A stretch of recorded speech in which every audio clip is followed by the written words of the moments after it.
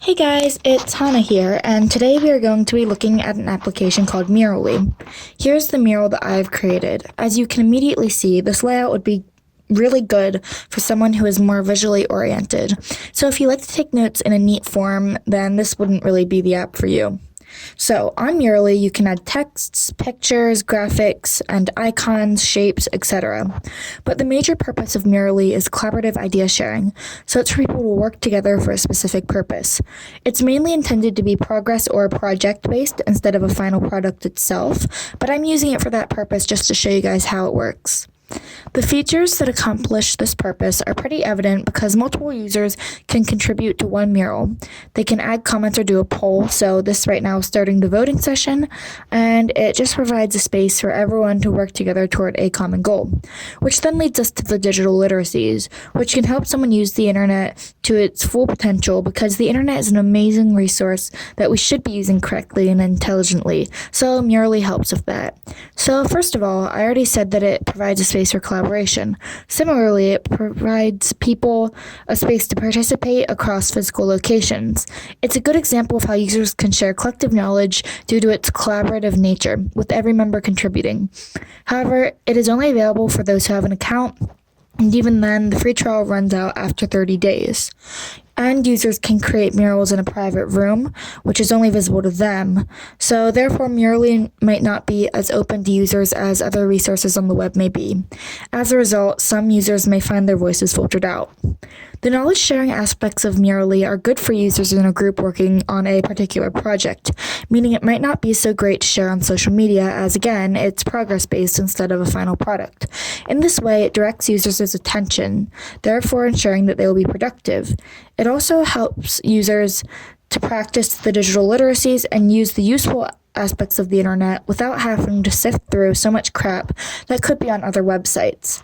Although private rooms and member-only accounts could hinder participation and larger collective knowledge sharing, it could provide an advantage in the fact that only users who want to use it for advantageous purposes will use it.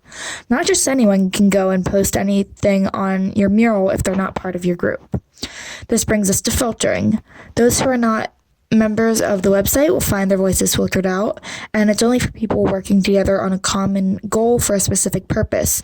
So it makes sense that the general, broader, more faceless internet would be filtered out.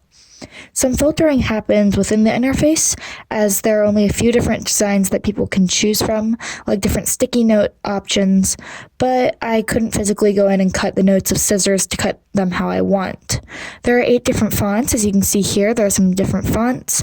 However, it really filters out user creativity and personality because even though they could use the sketch tool to write, the handwriting would not be the same on the computer as it is in person. So creativity can be constrained. But there are some downsides to making an actual whole mural like this in real life, including accessibility and time, because not many people would have a lot of post-it notes, markers, fancy scissors, etc. to do this in person. So it's much easier to do this online. And so even though it filters out some creativity, it does provide for easier work collaboration, which is pretty much the purpose of the app. Murally is a remediation of the post-it note, meaning that it incorporates the same idea of a post-it note, but with different, newer technology. So the post-it note is jumped from paper to screen, basically. And this could be a whiteboard remediation also, which is kind of odd, because users lose the liberty of creativity and self-expression that usually accompanies using a whiteboard, because on a whiteboard, they would have more freedom in the handwritings that they use. Also, even a remediation of a post-it note is somewhat odd, as post-it notes are traditionally meant to be stuck everywhere as little reminders and whatnot. Even the language of the physical nature of post-it notes has remained the same on the screen, as the little post-it note style text boxes are called stickies. They are still called stickies even though they're obviously not physically sticky and rather a graphic on a computer screen. Even though the overall purpose of the app is more group collaboration, I think the idea of using post-it notes remediated is not perfectly executed here, as the whole purpose of why people use post-it notes is shifted here. This means that the user experience will definitely be changed from a regular whiteboard and post-it note. And that's it for today, guys. So like this video and subscribe to see more of my adventures in Writing 302 at Syracuse University. And bye!